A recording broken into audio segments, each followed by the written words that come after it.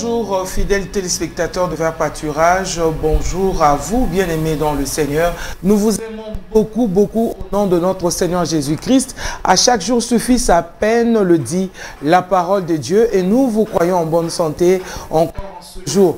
Surtout que bien-aimés, comme on a l'habitude de dire, souriez parce que notre Seigneur Jésus-Christ est vivant, que personne ne vous arrache votre sourire, et surtout, vous qui êtes nés en ce jour, vous fêtez votre anniversaire, ce n'est pas en vain que l'Éternel vous a gardé. Que vous soyez homme ou femme, Dieu vous a gardé, il a une bonne raison. Vous avez une mission à accomplir, il y a une volonté de Dieu qui vous attend quelque part. Alors ne baissez pas les bras, peu importe les problèmes que vous rencontrez, les difficultés que vous rencontrez dans la vie. Je vous dis la vérité, notre Seigneur Jésus-Christ est vivant. Il est bel et bien vivant et aujourd'hui, nous parlerons de l'adoration et de la consécration avec une invitée, je vous assure, si vous la voyez, vous allez dire, mais depuis tout ce temps, elle était où? Oh, Dieu a permis qu'on puisse la voir aujourd'hui, qu'elle puisse répondre à notre invitation. Elle est sur notre plateau des rendez-vous aujourd'hui. Je parle de la personne de Maman Lydia. Maman Lydia. Maman elle-même, elle aime qu'on dise maman, pas maman. Maman Lydia, c'est elle que nous avons reçue dans notre plateau de rendez-vous aujourd'hui. Je vous assure, vous allez bien manger. Vous serez vraiment rassasiés parce qu'elle nous a amené tout un colis de mets. Et c'est elle qui va nous nourrir aujourd'hui dans ce rendez-vous. Préparez-vous, invitez les gens qui sont encore à l'extérieur. Dites à vos amis, il y a quelqu'un de très important à la télévision Vert Pâturage avec le pasteur Astrid dans un rendez-vous véritablement ferme. Nous sommes là devant vos petits écrans. Que Dieu vous bénisse abondamment. Je m'en vais recevoir notre invité. Je dis bonjour, bonsoir. Bonjour. Et quand nous disons bonjour, bonsoir, c'est par rapport aussi à l'heure à laquelle vous nous prenez peut-être sur toutes les plateformes, j'allais dire, dans lesquelles nous allons passer. Vous êtes peut-être au Canada, aux États-Unis, vous êtes en Afrique du Sud, ici, vous êtes en Angola, ainsi de suite. Je salue en passant le pasteur Amigo, notre pasteur d'Angola qui ne manque jamais cette émission. Maman Lydia est déjà là. Comment vous allez, maman? Dieu fait grâce, pasteur, merci. Mais ça fait longtemps, vous avez fui la télévision? Me voici, me revoici. En tout cas, aujourd'hui, vous nous avez fait cet honneur de venir répondre à cette invitation. L'honneur est à moi. Sincèrement, merci pour l'invitation. Et vous savez qu'il y a quelqu'un là-bas qui vous suit depuis la maison, qui est né aujourd'hui. Oui. Et si vous lui souhaitez un joyeux anniversaire, cette personne sera vraiment contente. Absolument. Je vais commencer par saluer toutes les personnes qui nous suivent en ce moment. De partout où vous êtes, que le shalom de Dieu soit avec vous, la paix de Dieu. Et spécial, joyeux anniversaire, comme maman l'a dit, à tous ceux qui fêtent leur anniversaire. Je ne sais pas l'âge que tu as, mais je me dis c'est l'âge idéal pour dire que Dieu commence encore avec moi une nouvelle histoire. Alors que Dieu vous bénisse au nom de Jésus. Ok, gloire soit rendue au Seigneur. Alors Maman Lydia, on vous voit à la télé, on vous voit chanter. Vous savez, il y a plusieurs personnes encore qui ne vous ont pas encore serré la main. Ils aimeraient bien savoir qui est Maman Lydia. Ils connaissent le nom, oui. Ils savent que vous êtes chantre de l'Éternel, oui. Mais après, qui est vraiment cette personne? J'aime dire, Maman Lydia, c'est une femme normale, hein, comme toutes les femmes. Et je suis mère de 3 enfants. Pour le moment, je suis femme heureuse seule. Je suis issue d'une famille de 7 enfants. Je suis 6e de la famille. J'ai beaucoup de grands frères et des grandes sœurs. Et en dehors de ça, je ne sais pas si j'ai oublié quelque chose. Je chante, je prêche. J'en ai 3 beaux enfants que je salue. Et par la grâce de Dieu, c'est tout ce que je suis. Une femme normale, comme toutes les femmes en tout cas. Ok, gloire soit rendue au Seigneur. Amen. Et aujourd'hui, nous parlons de la consécration et l'adoration. Selon vous, maman, servante de Dieu, telle que vous êtes, qu'est-ce que vous comprenez par l'adoration? L'adoration, c'est un cœur. L'adoration, c'est un cœur. Je ne dis pas que l'adorateur, c'est un cœur. Je dis l'adoration, c'est un cœur sincère qui aime Dieu, qui s'attache à Dieu, qui exprime son amour pour Dieu. Parce que voyez-vous, souvent on dit toujours l'adoration, c'est dire à Dieu qui il est. Vous n'avez pas besoin de dire à Dieu qui il est. Il sait amplement qui il est. C'est peut-être que vous qui découvrez qui il est. Mais même si vous dites qu'il est, ce n'est même pas exactement qui il est. Vous avez dit tantôt, les gens peuvent me connaître en tant que musicienne, ils connaissent ma musique. Ceux qui m'ont suivi prêcher, ils peuvent dire on connaît à peu près le style de prédication de Mama Lydia. Vous connaissez la musique de Mama Lydia, peut-être que vous ne connaissez pas Mama Lydia.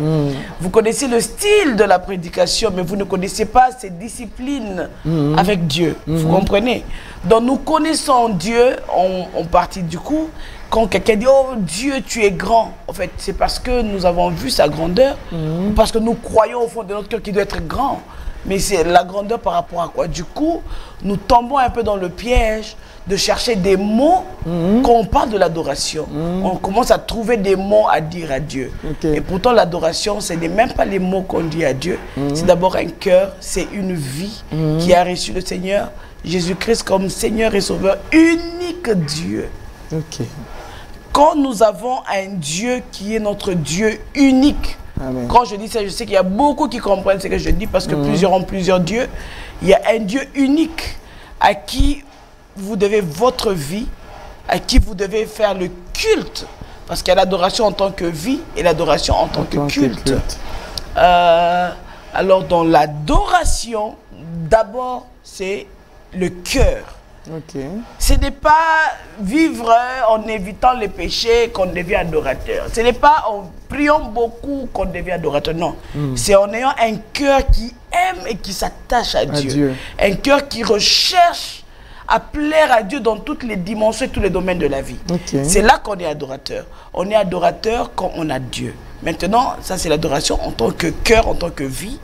L'adoration en tant que service, en tant que le culte. Parce que quand on a un Dieu, on a reçu ce Dieu, on croit en lui, on attend de lui des choses. L'adoration, c'est aussi notre attitude face à Dieu pendant les épreuves ou pendant le temps de l'opulence. À tout moment, est-ce que nous nous tournons vers Dieu? Est-ce que nous espérons en Dieu? Est-ce que nous comptons sur Dieu? Parce que tu n'es pas un adorateur si tu ne comptes pas sur Dieu. Ne pense pas que tu pleures au Seigneur, mais au fond tu doutes que Dieu soit en mesure de résoudre tes problèmes. Tu n'es pas adorateur. Un adorateur, la bénédiction de la foi, il est impossible de lui être agréable. Un adorateur, c'est quelqu'un qui a la foi en Dieu, qui s'est donné à Dieu et qui attend que Dieu l'emmène, l'enseigne, l'apprenne, fasse de lui ce que Dieu veut. Autre chose, vous savez, Jésus-Christ est en train de dire à la femme samaritaine, vous adorez ce que vous ne connaissez pas, mais nous adorons ce que nous connaissons. Je pense que quand il parlait de nous, il ne parlait pas des Juifs, il parlait de lui, étant Christ, lui, dans toute sa dimension de Dieu. Il savait qui il était. Et s'il se mettait lui-même à adorer, c'est vrai que Dieu ne s'adore pas lui-même, ça c'est ce qui est formidable. Il se connaît dans toutes les dimensions de sa divinité que l'homme ne connaît pas. Et un temps viendra où ça sera ni à la montagne, ni personne ne viendra de viens, on va adorer. Non, non, non, non. Les vrais adorateurs adoreront le Père en esprit et en vérité. Et je crois vraiment que nous devons détacher l'adoration de dire à Dieu ce qu'il est. Ou se mettre à genoux, se soumettre, c'est vrai. C'est pas en se mettant à genoux qu'on se soumet vraiment à Dieu. On se soumet à Dieu en croyant que toute mon existence dépend de lui. Le bien qui m'arrive, c'est lui qui le permet. Le mal qui m'arrive, c'est lui qui le permet. Et il a un but dans ma vie et il m'emmène quelque part et je lui ai donné ma vie. Il est le seul Dieu à qui je dois le culte. Maintenant, quand nous entrons dans le culte, l'adoration, c'est déverser son cœur au pied du Dieu. Oh, gloire au Seigneur. Je vous avais dit, nous avons Mama Lydia que nous allons bien manger aujourd'hui. Puisque nous parlons de la consécration et l'adoration. Et par rapport à la consécration. Ce qui est formidable, maman, quand vous m'avez donné le thème, j'ai souri de joie. Parce que je voudrais emmener les gens à comprendre que la consécration même là, c'est ça l'adoration. Quelqu'un, vous savez, quand on se consacre à quelque chose, ça veut dire, moi je suis footballeur, j'aime le football, je me consacre à ça. Je veux d'abord prendre la consécration normale, hein, sans mettre mise à part et tout ça. Justement, mise à part pour. Dieu te met dans un domaine où tu te consacres Tu rêves de ça, tu te réveilles, c'est ce qui tourne ta tête. Les autres iront peut-être voir un film au cinéma. Toi, tu cours le matin, tu es déjà en train de faire les... Parce que tu es footballeur. Tu rêves de devenir Messi, tu veux devenir Cristiano, tu veux devenir Ronaldinho. Tu rêves, tu te consacres à cette chose parce que tu l'aimes de tout ton cœur. Il n'y a pas de consécration sans s'être consacré et sans se consacrer. Okay. Parce que souvent quand on dit la consécration, on voit l'huile, hein, on voit Dieu m'a mis à part, il y a l'huile. Non, non, non. N'allons pas dans l'aspect optionnel. Pour moi, on m'a imposé les mains. Parce qu'on peut t'imposer les mains, mais tu n'es pas consacré à Dieu. Hein, on peut consacrer une autre personne pendant que c'est une autre qui est vraiment consacrée à Dieu, qui se consacre lui-même à Dieu, qui se donne lui-même à Dieu, qui a simplifié sa vie, qui a divisé sa vie, qui a multiplié sa vie, qui a soustrait sa vie à j'appartiens à Dieu, mon corps, mon âme, mon esprit, tout mon être, je lui appartiens. Et c'est ce qui le propulse, c'est ce qui lui donne la force. Il n'y a pas de consécration sans amour, sans s'attacher, sans... Après, on va prendre la consécration, comme on nous prête toujours à l'église, la consécration comme étant une vie de crainte de Dieu, une vie de sanctification, mais aussi mise à part une vie onctionnelle où on cherche l'onction, où Dieu nous a mis à part. Et encore une fois, même si on t'a mis l'onction qui a coulé jusqu'à déborder, jusqu'à remplir tout le bâtiment dans lequel tu étais quand on te consacrait, si tu ne t'es pas encore consacré à Dieu, tu ne vis pas la consécration. Si tu dis, ok, d'accord, j'évite les péchés, si tu commences à éviter les péchés en compétition avec quelqu'un d'autre que tu sais qu'il est... Lui, bon, moi je suis plus pur que lui, moi je suis plus... Tu n'es pas consacré. Et on s'enferme à la maison, on s'enferme dans une chambre. Je dis, je ne peux pas être entré en contact avec tel ou tel, sinon je serai corrompu. Voilà, à ce moment-là, crois-moi bien aimé, tu n'es pas consacré à Dieu. On est consacré à Dieu quand ça vient de notre cœur, c'est notre cœur, on se donne à Dieu et quand il nous voit, c'est pour confirmer. J'aime dans les Écritures, quand vous regardez, chaque fois que le Saint-Esprit, on a parlé de l'Esprit, on a parlé de l'onction, c'était pour sceller. On ne peut pas sceller une feuille vide. Non, quand on scelle, c'est pour approuver ce qui a été écrit. Lorsqu'on est consacré, lorsque Dieu vient maintenant avec l'onction pour nous consacrer, pour nous rendre sacrés, pour nous mettre à part, pour nous sacraliser, n'est-ce pas? Il ne vient que mettre le sceau sur quelque chose, sur ta vie que tu lui donnes, que tu lui présentes. Alors si tu ne présentes pas à Dieu une vie qui lui plaît, il ne mettra pas le sceau. L'onction ne vient pas quand Dieu n'est pas d'accord. Et encore une fois, Dieu ne vient jamais sceller une œuvre qui n'a pas commencé. Donc pour être consacré, il faut d'abord recevoir Christ, il faut l'aimer, il faut d'abord être un adorateur. On est adorateur avant même d'être consacré. On aime d'abord le Seigneur et puis après l'onction vient confirmer cette vie. Oh, gloire soit rendue au Seigneur. Bien aimé, la consécration, ce n'est pas une prison. Ne t'enferme pas pour ne pas rencontrer les gens et dire que voilà, je suis consacré à Dieu. Maman Lydia, c'est quoi votre source d'inspiration? On aime bien vos chansons et surtout quand vous chantez, on n'a pas besoin de fermer les yeux pour savoir que Dieu est là. Amen. Parce que ce sont des inspirations qui viennent vraiment de Dieu.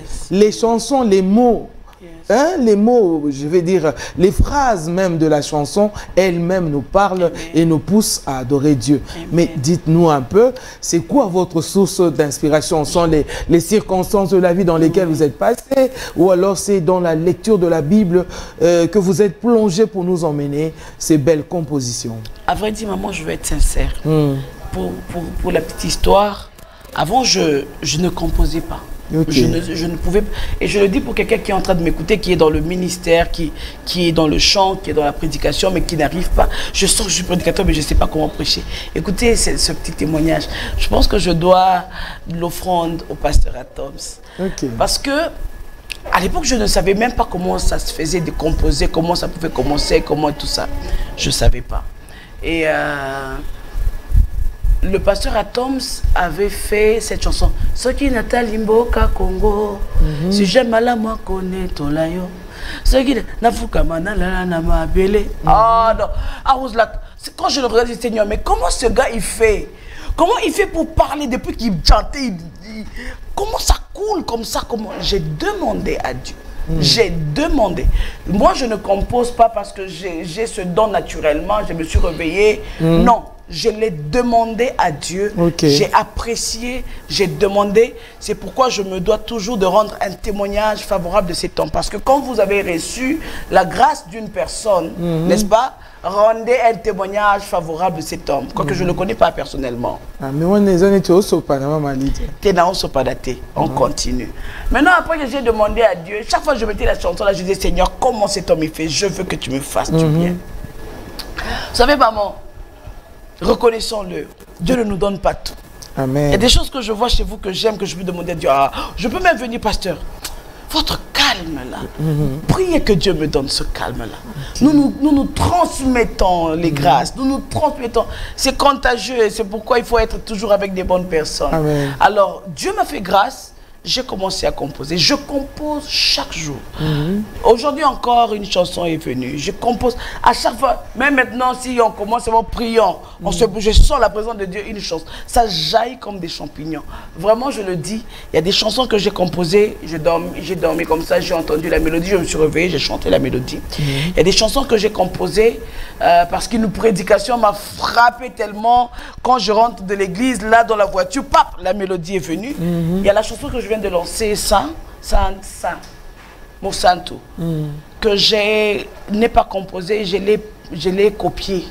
C'est vrai, je n'ai pas réussi à le copier textuellement comme c'est une chanson, le cantique aussi. Bon, parlons du cantique. Je n'ai pas réussi à le copier textuellement comme je l'ai entendu. Mais j'ai entendu les anges en train de chanter cette chanson. Je l'ai pris du trône. Ce n'est pas la mienne. C'est la chanson de Dieu, du Saint-Esprit, des anges. Je ne sais pas comment ils ont composé ça. Alors aussi, je ne peux pas dire qu'il n'y a que le Saint-Esprit. Ce n'est pas en lisant. Je ne me suis jamais dit, donnez-moi la Bible comme je peux. Généralement, quand je peux parler de prédication, je lis et puis je me dis, je vais prêcher ça. Non, je n'ai jamais composé comme ça. Mais la vie que nous menons aussi... Les circonstances aussi nous font chanter. La chanson que j'ai chantée, je ne veux pas murmurer, je ne veux pas me lamenter, mais à la place de me lamenter, je vais adorer. Ça, c'était circonstance. Même dans les circonstances... Mais maman, même dans les circonstances, je pense que c'est le Saint-Esprit qui nous inspire les chansons. Ok. En tout cas, gloire soit rendue à notre Seigneur. Oui. Vous avez parlé d'ailleurs, témoigné du pasteur Adams ici, mais la mélancolie que vous avez dans vos chansons, ça vous convient? Je pense que c'est une âme. Je suis juste une âme qui... Comme je dis, c'est mon cœur. Parfois, je dis, Seigneur, mais mon cœur, il t'aime profondément. Je veux dire à quelqu'un, maman, je sens dans mon cœur. Rassure-toi que tu aimes Dieu. Attache-toi à Dieu. Rassure-toi que tu puisses aimer Dieu. Et si tu sens que l'amour que tu as pour Dieu n'est pas suffisant, demande au Saint-Esprit de déverser encore son amour dans ta vie. Parce qu'il y a beaucoup de combats et des victoires, des combats que nous arrivons à vaincre. Pas nous, que Dieu nous donne la victoire. Il nous donne de primer sur nos ennemis. Il nous relève toujours. Il me dit, parce qu'il m'aime, je le délivrerai. Pas parce que je l'aime. Non, non, non. Je l'aime déjà, ça c'est sûr. Mais parce que cette personne m'aime, quand le moment de trouble viendra dans sa vie, j'entrerai, je le délivrerai. Je ne vais même pas demander qui a tort, qui a raison. Ça s'est passé comment? Juste parce que cette personne m'aime, j'interviendrai dans tout ce qui est à lui.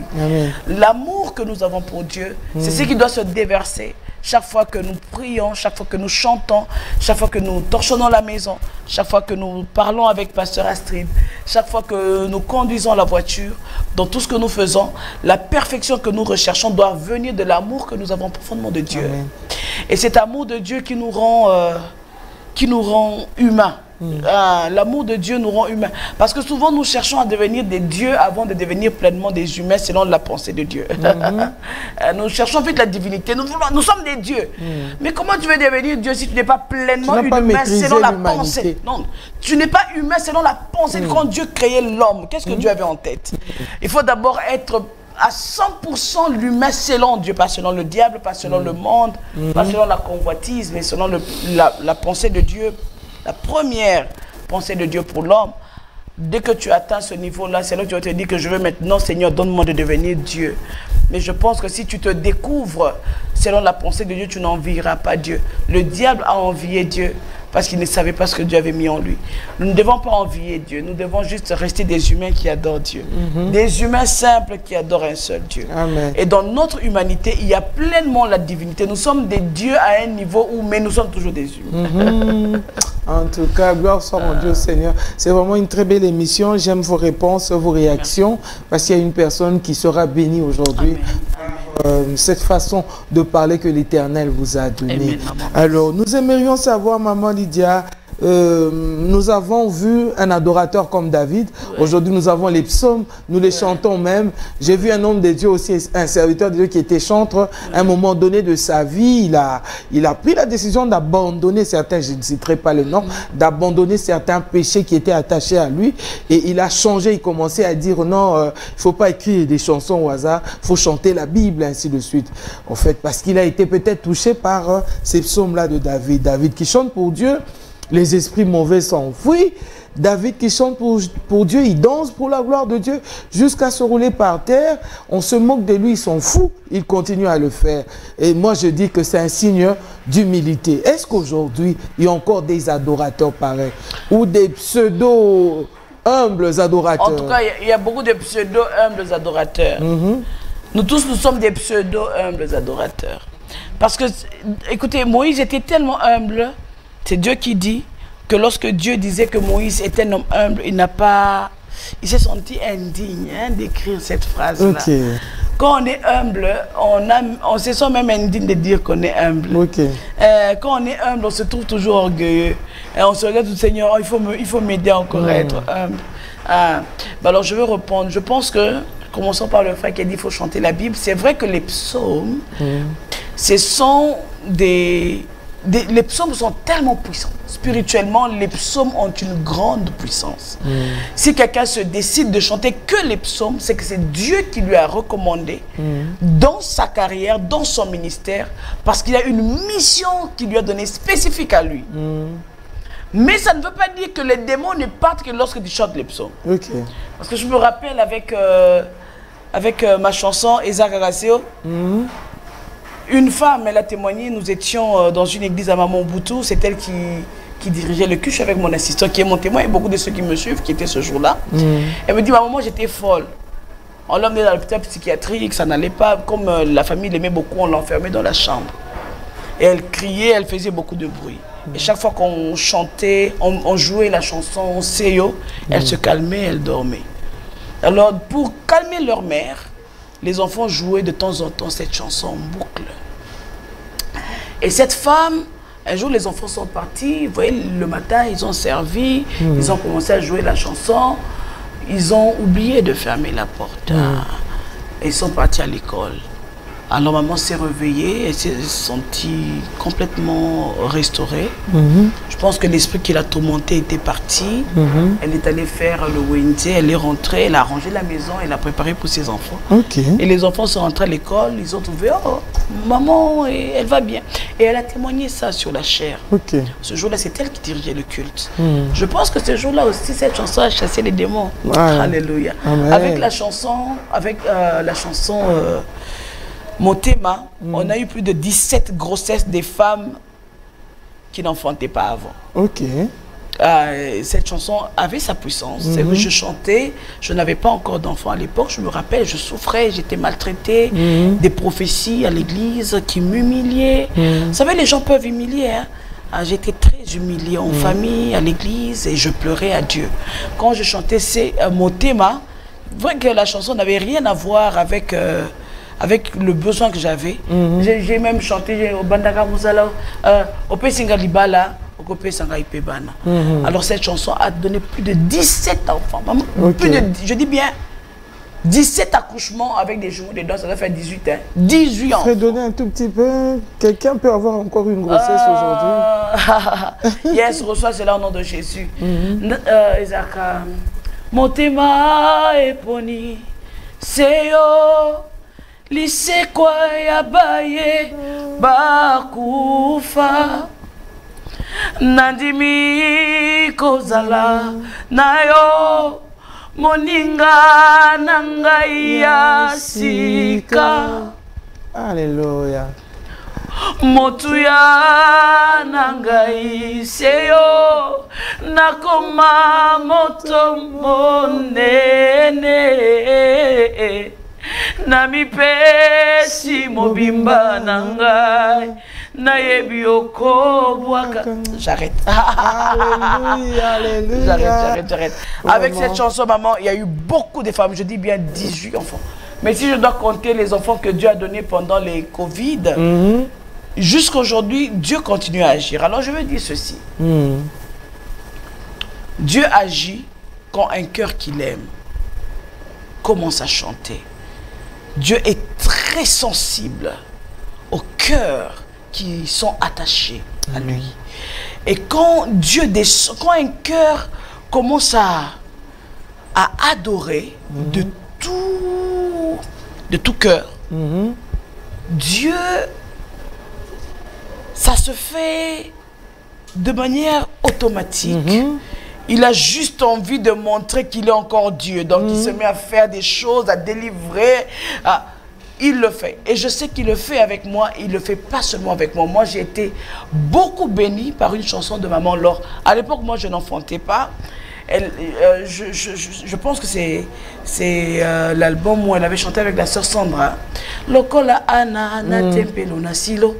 Quoique cette chanson, moi, particulièrement, je me disais, bon, elle chante ça, mais elle ne connaît pas c'est quoi être Anna. Dans cet album, il y a une chanson qui n'a rien à voir avec toutes les autres chansons. C'était Ope Sangai, ma papu nampongo, ma papu mibale, yampongo monene. Désolé ma voix avec les prières et les répétitions. Moi, c'est ma chanson. Ya ya yesu yo mokengeli nanga. Oyo kaka kole la ya motema. C'était avec cette chanson que moi je priais, je demandais les enfants à Dieu. Amen. Je pense que ne nous disons pas qu'il n'y a pas ces adorateurs-là. Parce qu'aujourd'hui, le diable est tellement rusé qu'il nous fait douter de ce qu'il existe encore des vrais serviteurs de Dieu. C'est vrai, des faux, il y en a. On en parle souvent des faux, des faux, des faux. Parlons des vrais aujourd'hui, maman. Il y en a encore de ces personnes qui chantent et le ciel s'ouvre sur nous et Dieu déverse les miracles. Plus que David, même là, ça chassait les démons. Mais nous, ça attire le Saint-Esprit. Nous avons une dimension que eux, malheureusement, n'ont pas connue. Nous sommes remplis du Saint-Esprit au point où quand nous chantons, le Saint-Esprit vient remplir la maison de quelqu'un. Le Saint-Esprit vient remplir la vie de quelqu'un. Et je le crois au nom de Jésus que nous sommes dans cette génération, nous avons encore des personnes comme David, je le crois. Amen, amen, amen, gloire à Dieu. Est-ce que tu as acclamé là-bas à la maison et la personne qui a été touchée par, je vais dire la voix, la mélodie, les paroles de la chanson que notre bien-aimée Maman Lydia vient de chanter, laisse que l'Esprit continue à faire son œuvre en toi, même lorsqu'on sera hors antenne, mais que ce qui a été déjà envoyé reste en toi et travaille en toi, parce que notre Christ est bel et bien vivant. Maman Lydia, on a vu les chrétiens, depuis les années 80, je dirais. Les chrétiens étaient sobres. Tu vois un frère en Christ avec ses babouches, comme on a l'habitude de dire, la gomme, sa Bible sous les aisselles, là, il part évangéliser avec sa chemise assez, je vais dire assez bien, mais il fait l'œuvre de Dieu sans souci. Tu vois une dame là avec son mouchoir de tête sur sa tête et tout. Il dit avant de prier, je dois avoir ça sur ma tête parce qu'on m'a dit je ne peux pas prier sans foulard sur ma tête, ainsi de suite. En vrai, les chrétiens étaient sobres, chrétiennes étaient sobres, mais aujourd'hui, méca par-ci, méca par-là.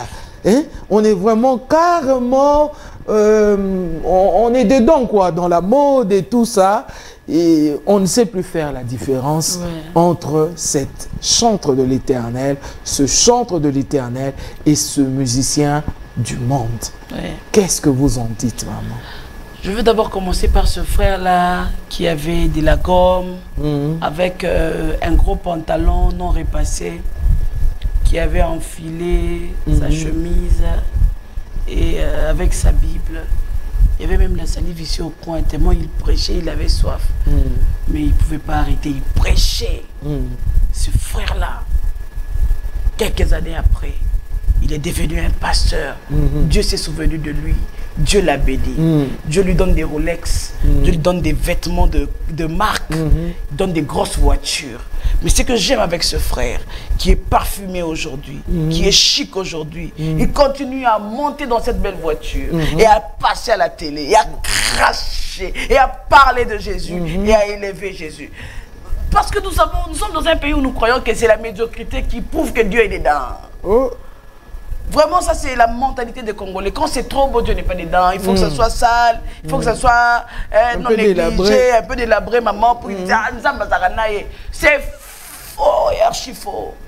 Les hommes que vous voyez bien vêtus là, ce sont vous. Mais ils ont juste évolué. Dieu s'est souvenu de leur sacrifice. Amen. Dieu a commencé à leur faire du bien. Et puis le temps change. Je disais tantôt, vous savez maman, c'est vrai qu'aujourd'hui, nous tous nous mettons des vestes, nous mettons tous des pantalons. Certains ne mettent pas jusqu'à aujourd'hui et moi je commençais à en mettre à la grâce de Dieu. Mais mon pantalon quand même, si vous le regardez bien avec quelqu'un qui chante dans le monde, il a déchiré ça jusque là, c'est toujours différent. Lorsque moi je veux mettre mon vêtement, il sera toujours beau un peu, mais décemment.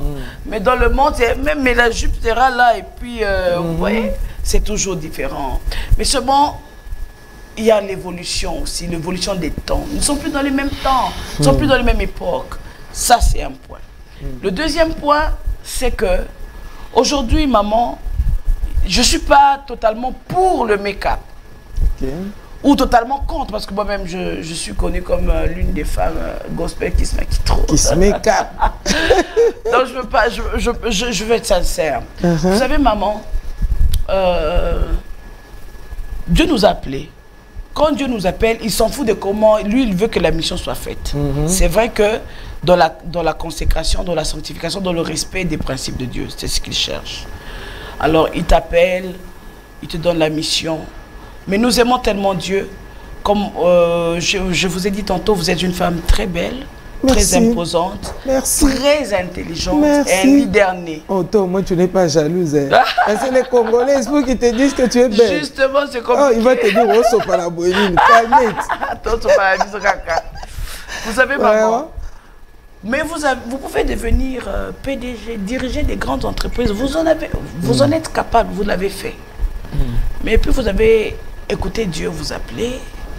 Et puis vous avez dit, tu ne travailleras pas là-bas, tu vas travailler dans mon entreprise.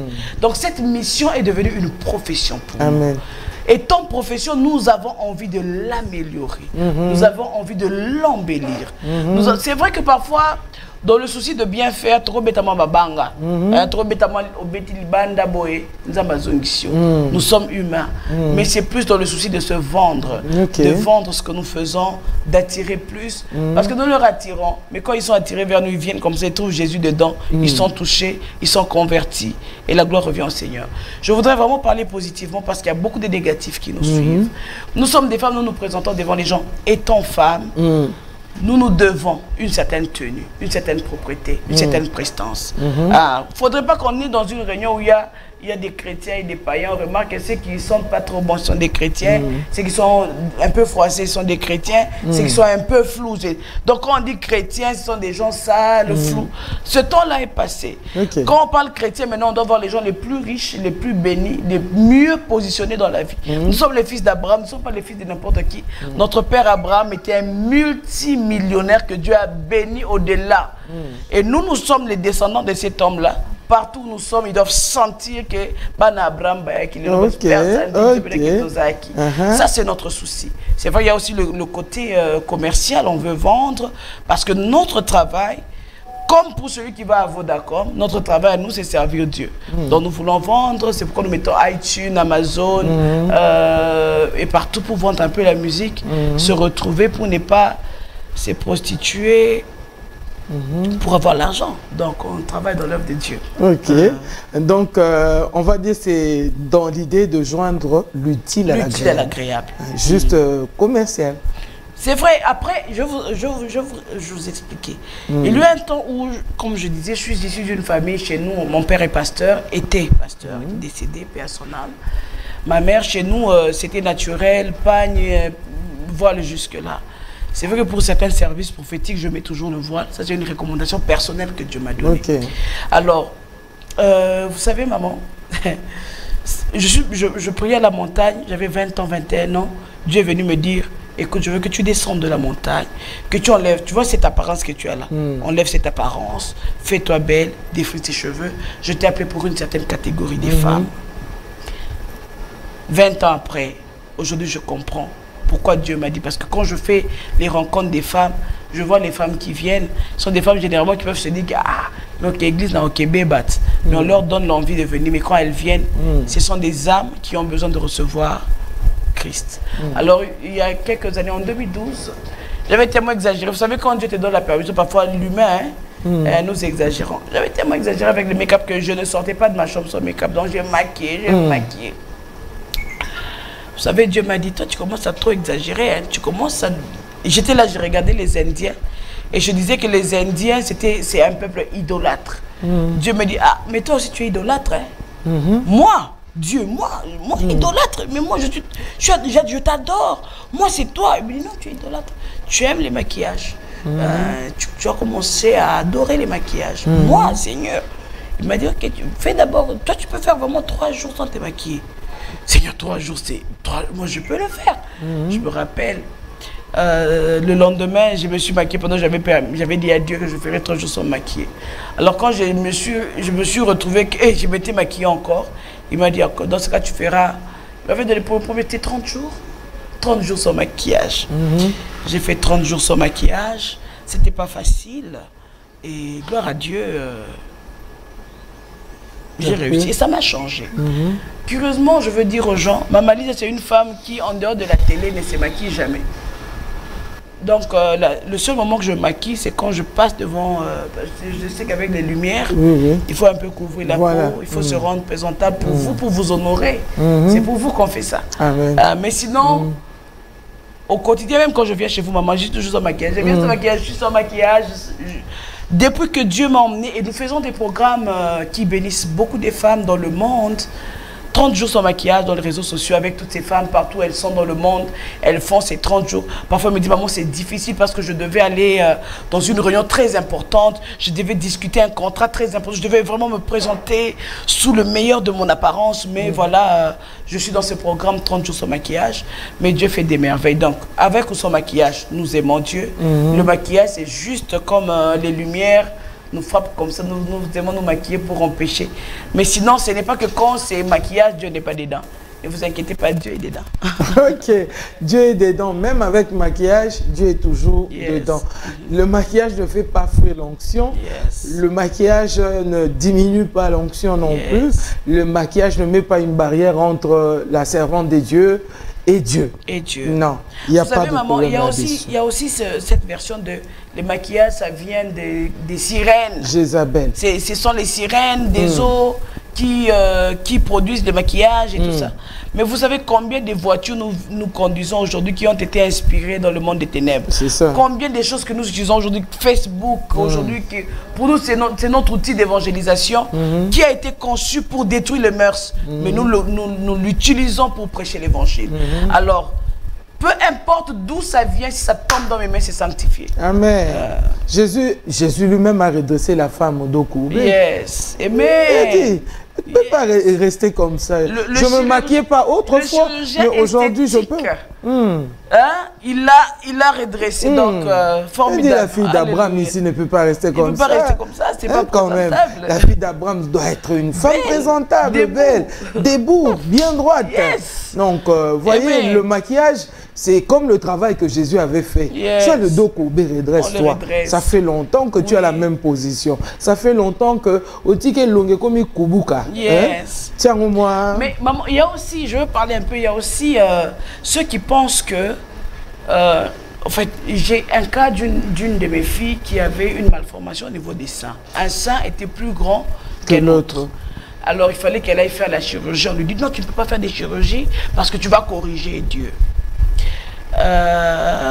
Sinon, quand Dieu va revenir, il ne va pas te reconnaître. C'est comme si Dieu nous reconnaît à nos défauts et à notre physique. Hein? Non, tu n'iras pas au ciel. Je veux dire à quelqu'un, peu importe, on te fait chirurgie, tu te rends belle, mais peu importe. Vous savez, fais chirurgie ou pas, lorsqu'on ira au ciel, c'est pas avec ce corps ici. Il y a un autre corps qu'on va nous donner. En réalité, dans l'homme, c'est l'esprit. Celui-ci-là, on va le laisser. Il va nous donner un corps glorieux.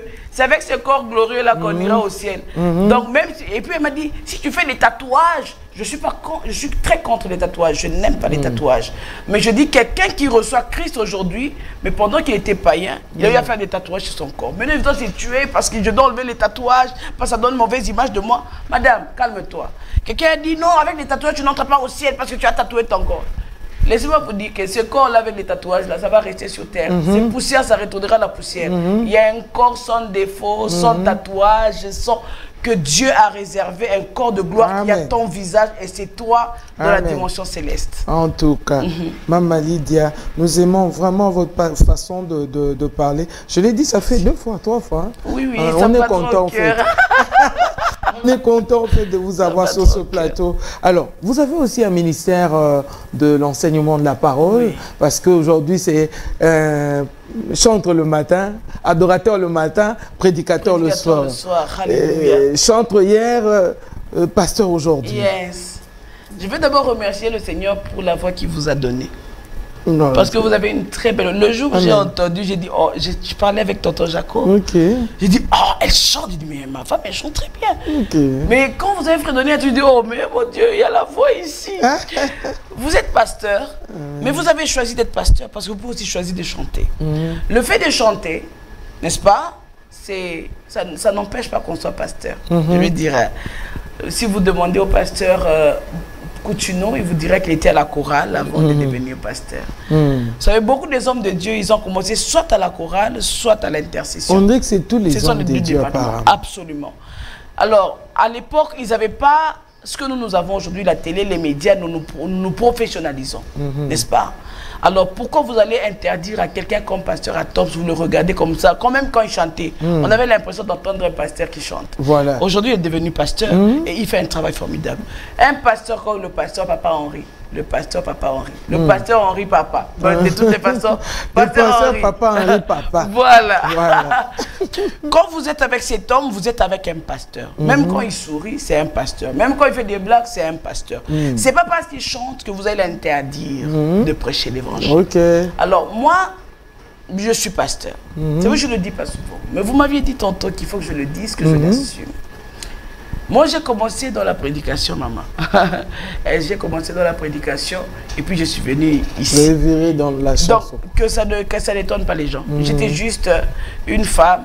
À l'époque, j'étais dans un foyer où la femme n'avait pas de ministère. Je n'avais pas le droit de prêcher. Je n'avais pas le droit de lire la Bible devant les hommes. Je n'avais pas des droits. Il y a certains droits que je n'avais pas. Étant dans la maison, je ne pouvais pas...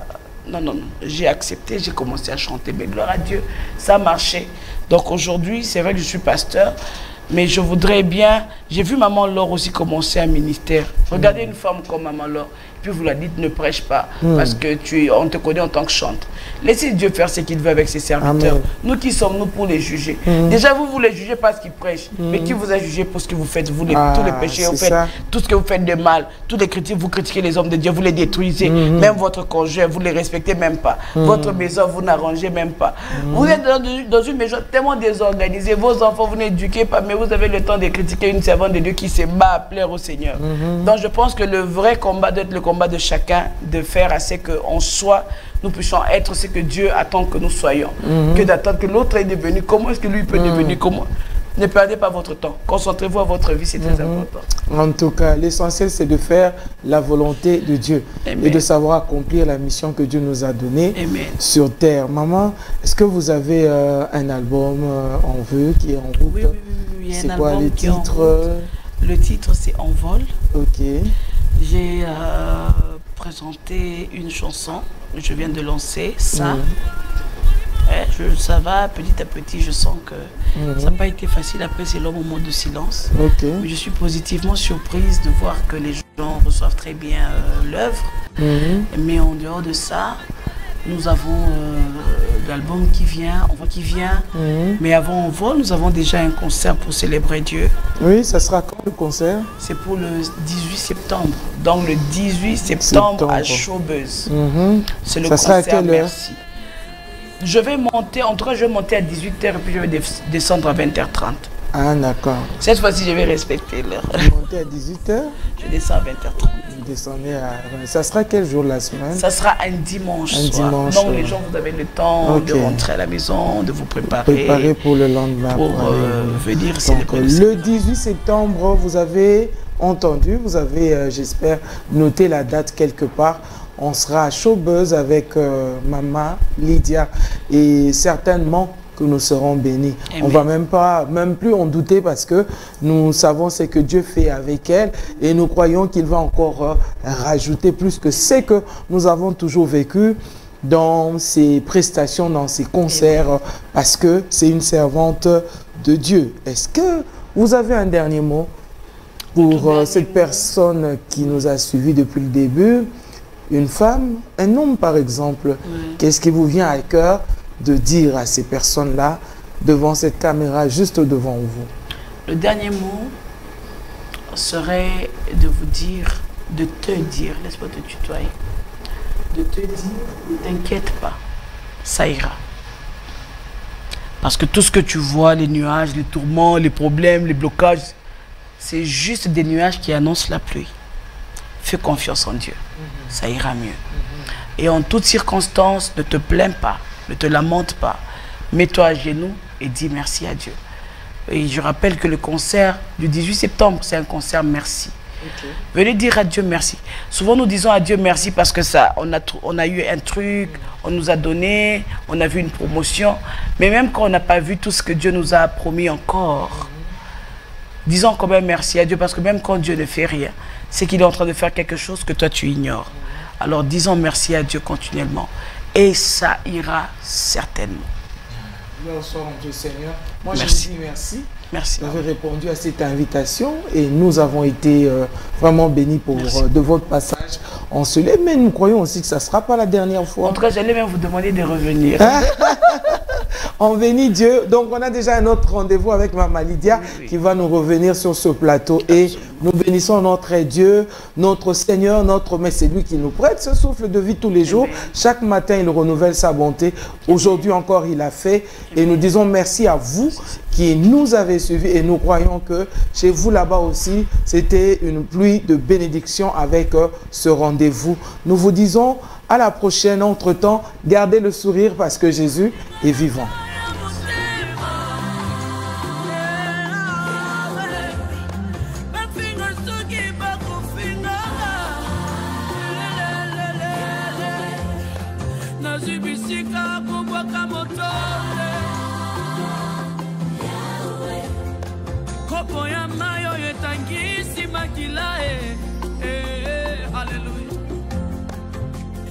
Matane tumbelo